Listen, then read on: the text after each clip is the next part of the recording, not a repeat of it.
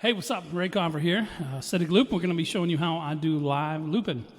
So I've been playing for about 27 years on the guitar, and I played in various bands back in the 80s and 90s, and I got a little sick and tired of playing in some bands and decided to venture off on my own as a solo artist. And I just didn't really want to do the same old tired acoustic, play three chords, whatever.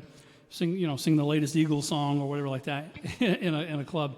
So I was looking for some interesting things to do, and I came across this lady, KT Tunstall, and she started playing all on her guitar and using this loop pedal and doing the rhythms, and I was like, what is that? And come to find out she was doing something called live looping. So I started researching the pedals she was using, and I started looking for some different foot pedals that do this looping thing, and started developing my technique, and since then I haven't stopped. So basically I love just kind of crafting songs on the fly, and I'm going to show you basically how we do that. But let me show you my gear, because a lot of times I'll do some demos or do some songs or something like that in the video, but I never talk about what I'm actually using. So I have a pretty simple setup from back in the day where it was more expensive. Now I've learned how to do it on a budget, if you will. So I use an iPad basically for everything, because it actually has probably the best music apps out there, period. Even more so, I think, than a desktop, and it really helps me do the live looping that I want to do. So the gear that I have that you can't see on screen here is my Behringer I Studio 202. It's an older rig, and it was back when they had the big old fat 30 pin. So I had to get a 30 pin to a lightning connector, a 30 pin to an 8 pin. But basically, I slide my iPad into it, and I'm able to hook in stuff into the back. In the back of this box, you can hook in there's two XLR quarter-inch combos, so I can do a microphone in one, I can do a guitar in the other one. It's got two main outs that I push out to my computer, in this case here, and it's got MIDI in, so I'm actually hooking up a FCB 1010 foot controller, and it's got 10 pedals per bank. It's pretty massive. It's a pretty big pedal, but I use it for all of my guitar stuff and also from all of my looping. So let me show you basically how we do it, and for some reason, the recording studio that I'm using here, this OBS thing, I can't for some reason put picture-in-picture with my Chrome desktop, but basically I'm mirroring my iPad to my PC so you guys can kind of see what my setup is. So let me switch to that real quick. All right, so here you see what's called Loopy, but let me show you from the very start here where we're at. So I use an app called Audio Bus on iPad. It's very cheap, actually. What it allows you to do is it allows you to route musical instruments and connect them to each other. And for instance, over here on the far right, if I hit that, this will be the inputs that you'll be using. So all the different music apps that I have on my iPad, I can use as an input source. So Thumb Jam would be an example of one that has like a keyboard, synth, all that kind of cool stuff. Bias FX would be the guitar processor and things like that. But you use that as your input, and you can also use the second part right here to do any effects. So if you have any reverb pedals or anything like that that you've got for an app, that's where you put that. And then the last chain, or last part of the chain, is the output. So where do you want all this to output? Now, I could just output it to my Cubases and just record it, right, and do it that way.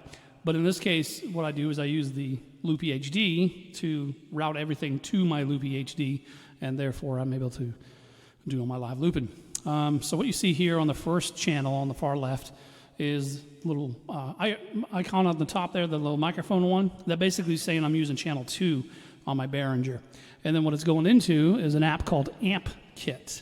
And Amp Kit is been around for a while, and I like it. I've got Bias FX, I've got Jam Up Studio Pro, I've got Amplitude, I got all of them basically. But this is the one I've actually kind of found the sound that I want for my guitar. And my guitar is an Ibanez Gem Junior, which I'll show you again here in a little bit. So basically, let me show you kind of what we got going on here. So I have five sounds that I usually work with when I do my live looping. So first one we have is the comp. And with this one here, it's actually kind of interesting because I don't actually use any regular electric guitar amps. I actually use a bass amp, a bass head, for all of my clean channel stuff.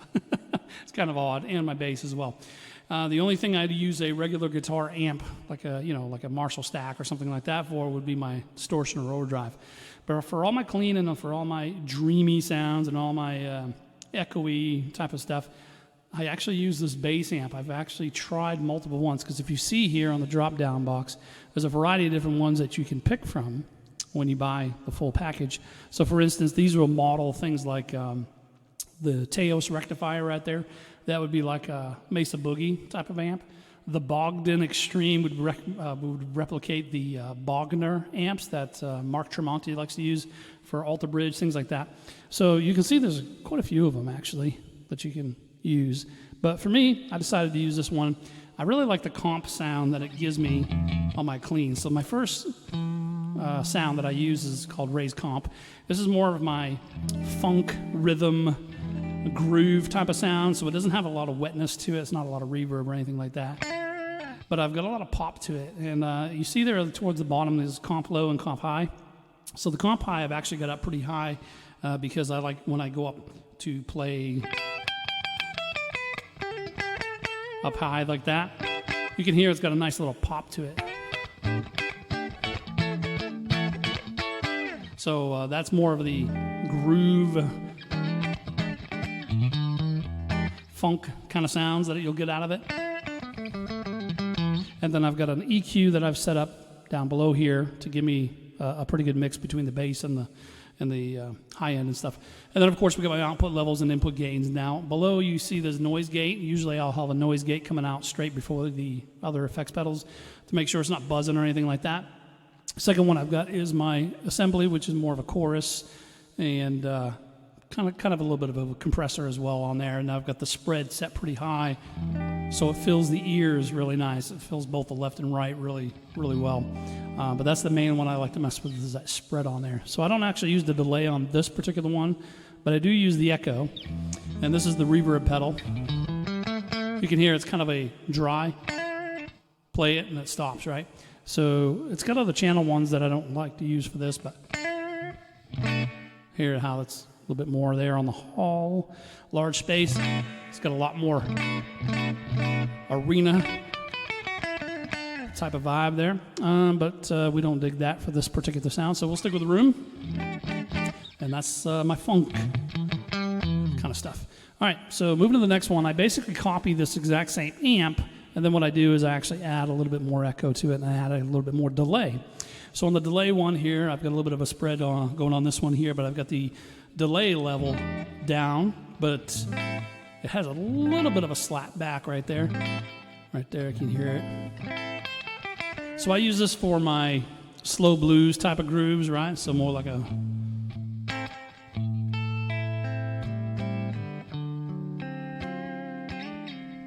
And it's still got a nice little pop right there.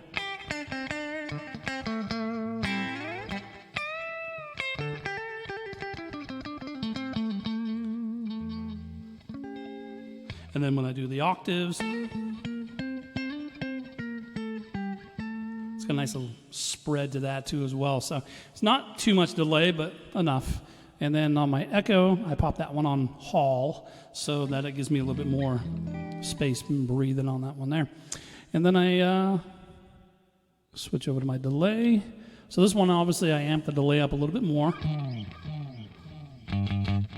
But I still keep that same bass amp sound where I've got that nice little pop to it. But it's got a nice delay to it, right? So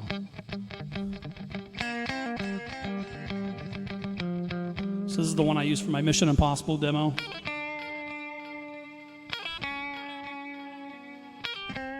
Yeah. But it's still got a really nice, warm, clean sound to it to me. It's amazing what you get out of this bass amp. So anyways, that's my delay. And then we switch over to my beast mode here, get my distortion. So on this one there, I don't use the bass amp. I use a Valve King, which allows me to set the drive, set the resonance and the texture, but also I can drop the mids down a little bit and drop the reverb up so that I get a little bit more full sound. This is when I palm mute. It's pretty cool. It sounds really kind of heavy, like chunky. I really like that. It's really good for like 80s metals kind of stuff, like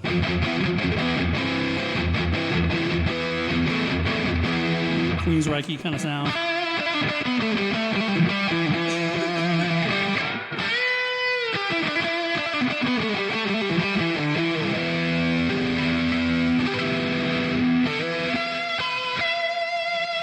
And even playing up high, it doesn't really buzz too much.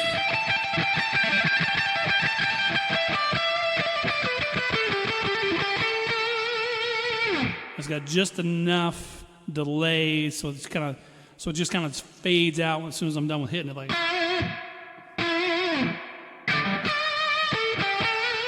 Which is kind of cool. And if I ever need to do anything heavier, sometimes I'm in the mood for something heavy, I can get that in there, you know, kind of like a Metallica sound, like.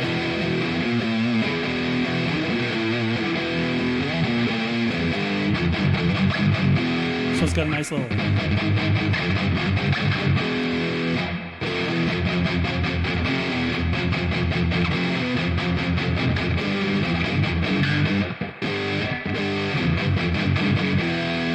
But I also use it for some of the blues stuff that I do, like.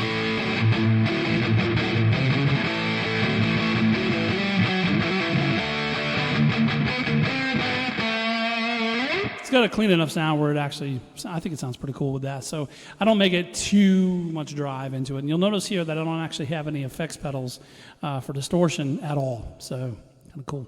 And if I wanted to, I can always kick on the delay and give a little bit more to it. But that delay sucks, so I actually have to mess with that. But anyways, you get the idea. So that's my distortion.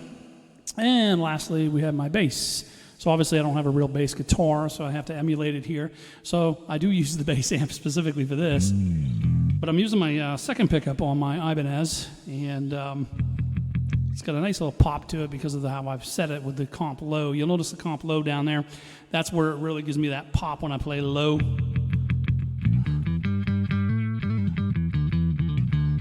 Real rhythmic like, right? So pretty cool stuff. And then I have a tone bass here to give me a little bit more fatter tone with it, and then obviously the octaver to bring it down. Anytime anybody tries to emulate a bass guitar on a regular electric, they usually use an octaver of some sort. And in this case here, I am using one to give me a nice little low fat tone, so kind of like it. And I can do a little jazz with it. So that's what I'm using for my bass. Pretty cool stuff. Now, I don't really use anything else. I do have some other ones in here that I screw around with, maybe a little bit of a wah or something like that. But generally, I'm going to use this. Now, I actually have my foot pedal, FCBT 1010, actually doing all of the changes. So on my pedal, if I switch over, hit that pedal, hit that one, so you can see right there that I'm able to control it with my feet. So yeah, that's what I use for that. All right, so let's go over and take a look here at, first, let's take a look at the microphone for a second. So for the microphone, I'm using Raze Comp Studio, and you can do all kinds of different cool tones with this one. I tend to stick with the ballad reverb, but you can do double wide. That sounds pretty cool, like Barry White kind of style. And that's in the megaphone, distorted, echo. So all kinds of cool different effects on there. But I usually just stick with the ballad reverb, and we're good.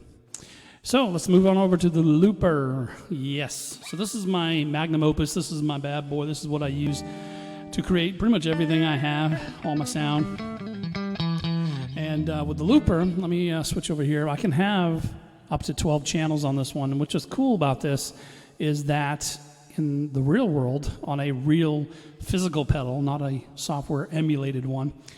There we go. Not a software emulated one. Those go for somewhere around $500 usually. That's about the average. This cost me $8.95, $8.95, and it actually does quadruple what my Boss RC50 did back in the day. It allows me to have up to 12 channels, and this one here I've only got 9 because I don't need any more than that. But I can set up to 12 channels, and I can overdub on pretty much every one of them. And again, I can also control this with my FCB 1010. So in this case here, if I wanted to play a little groove with it or something like a... I'm going to try to use my feet here. It's a little cramped. Let me see if I can do it here.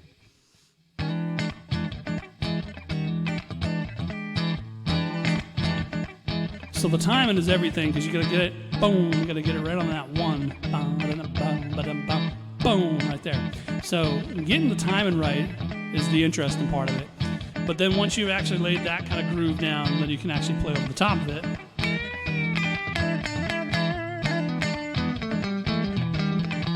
And I can actually switch to the bass, right? So I can do like a...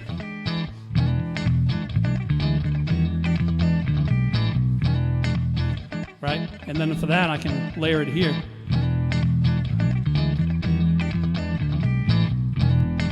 And you can see it's playing. And if it's too loud, I can actually drag it like that. See that? Which is kind of cool. I can do all that live.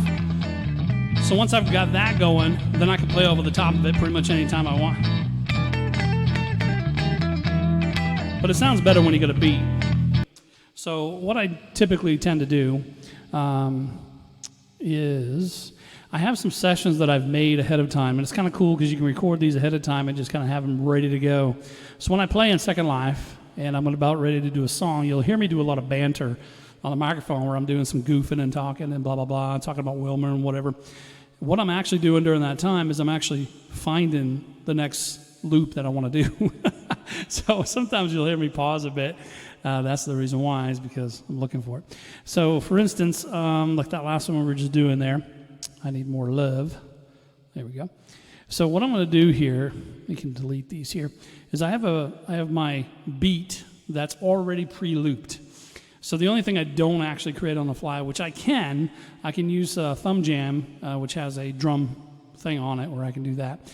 I typically don't do that during the live shows because it would take forever. And sometimes if you watch some videos of people doing live looping, they take forever to build up a groove. So I tend to like to try to make it a little bit faster. So the only thing I actually have pre-done typically is a beat. And it's usually a beat that I have in mind that I think would fit well with it, but I can use anything I want.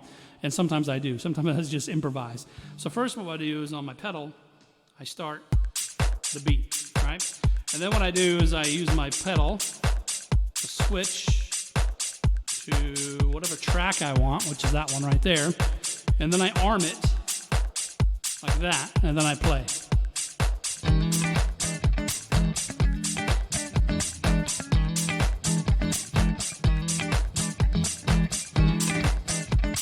And then, like I said, if it's too loud, I can always drop it down a little bit like that. So while that's playing, sometimes what I'll do to explain what I'm doing is I'll play over the top of it, because people don't understand what's going on with this, so then I'll be like...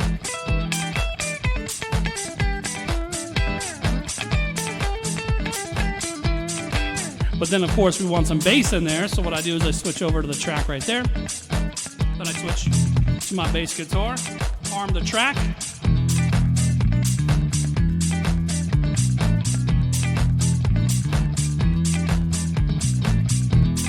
And then I'm going to turn that one down a little bit.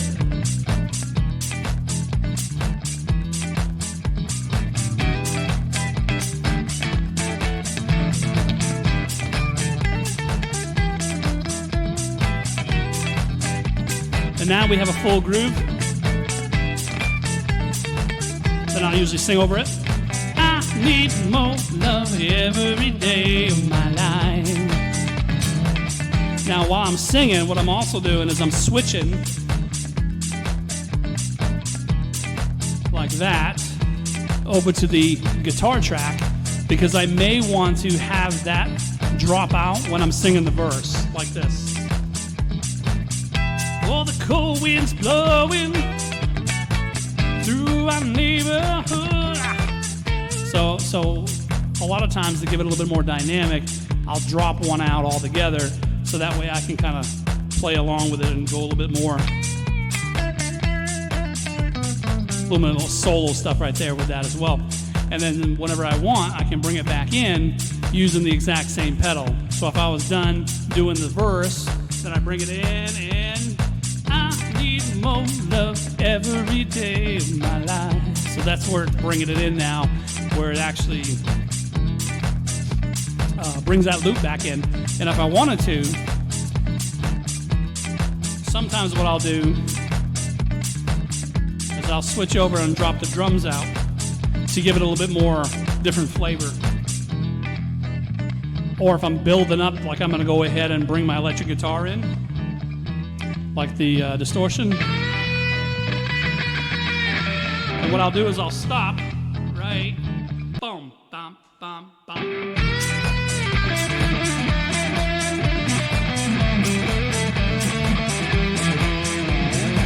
So you can see it's all about timing to be able to start and stop pretty much whenever you want. So there's a lot going on when I'm actually playing that a lot of people may not know is actually going on. So that's kind of how I'm doing all my different looping stuff, is I'm using this pedal. And as you can see, I'm using it for everything. I'm using the iPad for everything. I got it for my vocals. I got it for the guitar and the looper.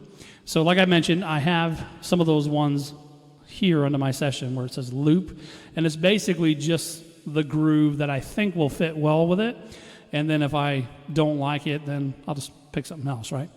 Now, there are some times where the first album I did as the Blues Preacher, which I play sometimes on as Blues Preacher, that I have some full-on slow blues songs, like As the Years Go Passing By.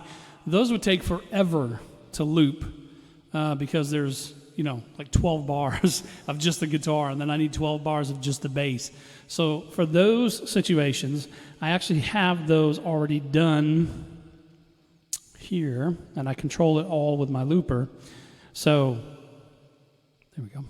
So if I need to, I can also manipulate the loops live with this as well. But the full length 12 tracks, is quite a bit. And you can see here, if you flip over on this right there, you can see this one here has got 24 measures just on that track alone. So that's kind of cool too, because you can actually have one of the tracks be 2 measures, and then the other track be 24 measures. You couldn't do that with the old Boss RC50 that I used back in the day, so that's what makes this super awesome. But yeah, so for certain tracks like that are not loopable, I'll already have those ready to go so that I can just kind of play, already with it, and I can just start it with my loop pedal, and I'd be like...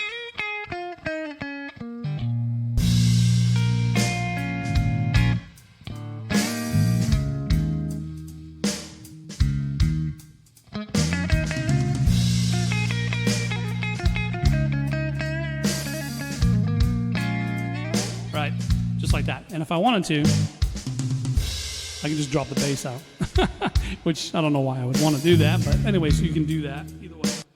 But for the most part, most of the songs that you see in my set are typically done with the loops. Now, you can see here I got a variety of different styles of beats that I think may fit, and I may just pull one of them out, and just start grooving with it. So, like, I'll just pick one at random here. I don't even know what this one sounds like.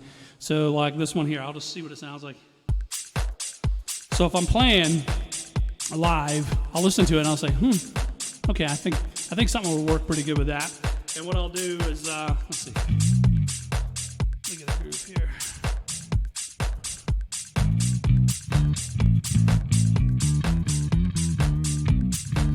So that's only 2 measures that it recorded there, which is pretty awesome because that bass line to me is not going to really change much.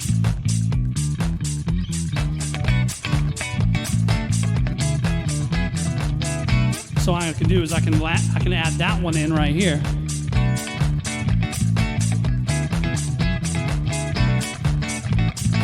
But that one doesn't work well, again, because it's only 2 measures. So what I would do in a situation like that is I would then switch over to here and move this up to 4 measures.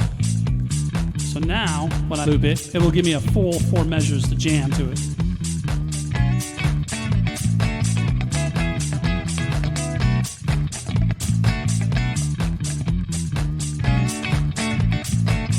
So right there, I've got a nice groove to it. Now what I can do is during the verse, turn that off so that my lead becomes a little bit more prominent. And then when I get ready to do the chorus again, I can then go ahead and bring that back in, right? So I can be like,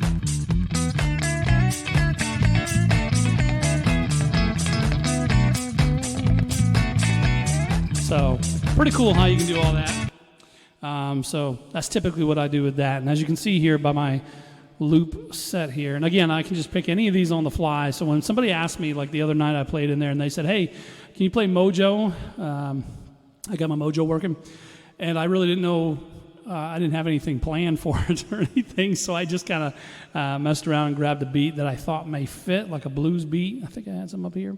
So I have a blues beat that I could fit with it or something, or a shuffle beat of some sort, and just made it all up on the fly, man. So that's what's kind of cool about it, is you never know how I'm going to play it, because I'll probably play it different each time. There's my Black Betty. That's a pretty popular one as well. And then what's cool about this as well is I can actually record myself instead of going into Cubasis and doing all the different mix downs there. I can actually record a lot of my stuff in my demos right here under recordings, and you can see right there it's got a record button up at the top left. But you can see here that I've already made some different recordings of some different things that I was doing. So I was messing around, like Mission Impossible one there, and I recorded myself playing live, and then I recorded and brought the loops in with it. So it actually lets you record your live guitar along with the loops as well. Now you do actually have to set that in the settings. So if you go over here to the settings, you have to actually set that under, I think, live input recording right there. I'm pretty sure that's what it is right there. Now under here you also have the ability to control the inputs, and then my track management. So one of my control inputs is where I do all my MIDI, and you can see right there where the check mark is. It's my Behringer I Studio. But you can do a variety of different Bluetooth, pedals and things like that. So it's pretty cool. But anyways, that's my beast mode right there. That's my loopy HD. I'm digging it. All right. Sorry you haven't seen my face here all whole time, but I was just kind of demoing and showing kind of what it's all about. And this is my guitar for those that haven't seen it before. And my sweet Ibanez. I'm a big Steve Vai. Steve Vai's always been my guitar hero. So this is a Gem Junior. I couldn't afford the big baller one from Steve. Those are like $2,500 or something. This is a cool dragon tattoo, if you will, that my wife made on her cricket. So kind of cool. But it's got the Tree of Life, overlay and stuff like that. So. But anyways, I just wanted to show you what my gear was, and wanted to show you kind of how I do my live looping. And, so you guys can kind of get an insight on how I do my things, both for Second Life and in real life as well. Very rarely do I use that mixer now behind me. I usually basically use these monitors here to be able to have everything run through nice and clear for me to be able to hear from my monitors. So basically that's why I'm wearing these. They're my monitors for when I'm doing the looping. So I hope you enjoyed that. And I'm going to do some more videos where I'm just kind of jamming to some of these songs as well. And I'll also probably do some guitar lessons as well to kind of, do a few things like on the basics of scales and modes and chords and things like that. But for now, I hope you enjoyed it. That was my video on the gear and the looping technique of Raze Comp, a.k.a. Acidic Loop, a.k.a. the Blues Preacher.